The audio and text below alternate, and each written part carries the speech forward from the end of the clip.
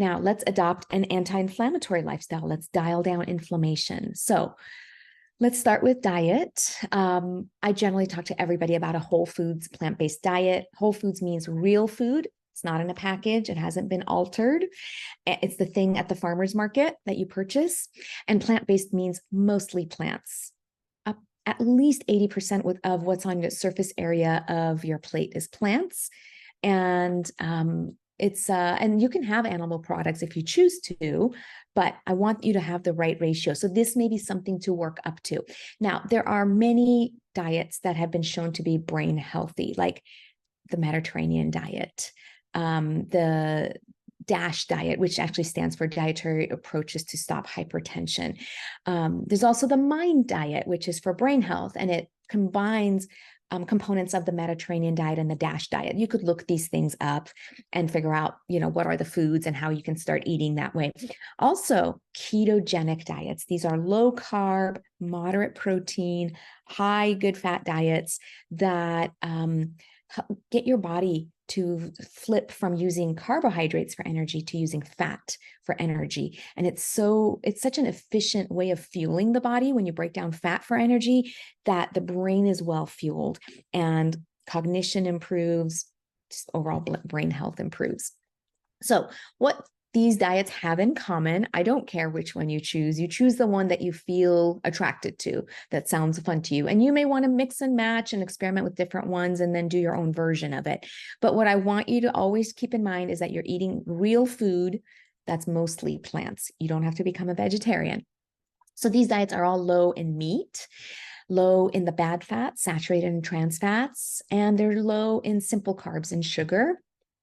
Lots of fruits and vegetables, nuts, seeds, beans, legumes, even whole grains, some of these diets. Color is really important. So phytonutrient molecules like curcumin, sulforaphane, resveratrol, they actually can turn on your stress response genes, causing that hormetic stress for a short period of time, and then you kick into the anti-inflammatory effects.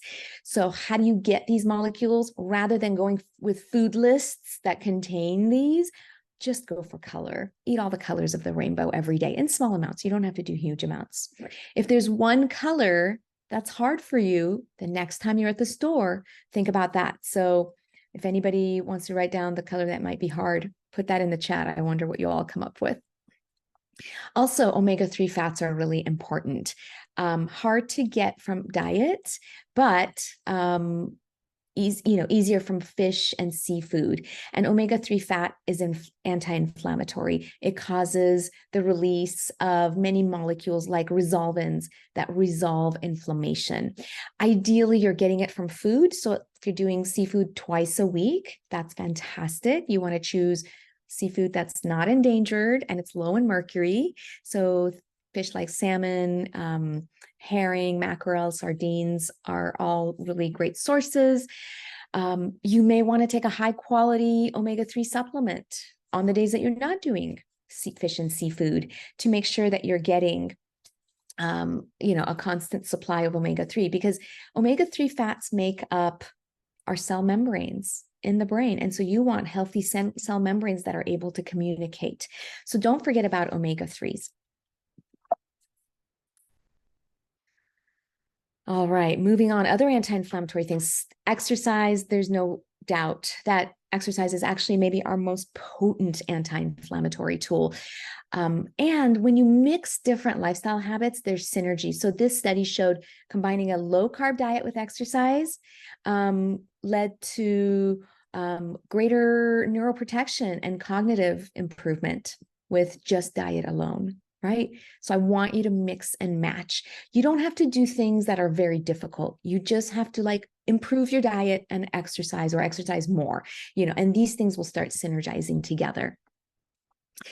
Stress management. So in a meta-analysis where they pulled the results from many different studies, what they learned was stress experienced throughout the lifespan, especially if it happened in early childhood and it's been chronic, increases the risk of dementia. And I think if there's one lifestyle habit, if I could only have you do one, it would be the stress piece. I think it's just the biggest contributor to autoimmunity, chronic disease, cognitive decline. And if this is something that you haven't quite addressed, there are many resources out there to help you start doing that. I'm going to start doing weekly calls with everybody where we can just talk about whatever topics are top of mind. So we can talk about this and how to start working towards building resilience towards stress. And then sleep. Sleep is cooling anti-inflammatory medicine. I have become obsessed with sleep and darkness and all the physiology that comes alive at nighttime. And when we sleep, our brain detoxes more efficiently. So if you want to have a healthy brain, let's get the gunk out. And we don't have medications or supplements to do that. You've just got to sleep and be asleep long enough so that work can happen. There's a lot of data coming out that, Alzheimer's disease, Parkinson's disease may partly be due to toxins getting into the brain and then the brain creating an inflammatory response, because that's what you would want it to do. There's a foreign thing in the brain, right? And because of that ongoing chronic inflammation, you have brain loss, right? Well, the upstream approach is to get the gunk out. So sleep is probably one of the best ways you could do that. If you have sleep apnea, or if you're not sure you might have sleep apnea, make sure you take care of it, because oxygen is important. People with sleep apnea who obstruct, who can't get air to flow in and out, they're not oxygenating. Their oxygen saturation actually falls. And anytime your saturation is below 94%, that's actually a big deal. There's a steep decline in oxygen in the tissues under 94%.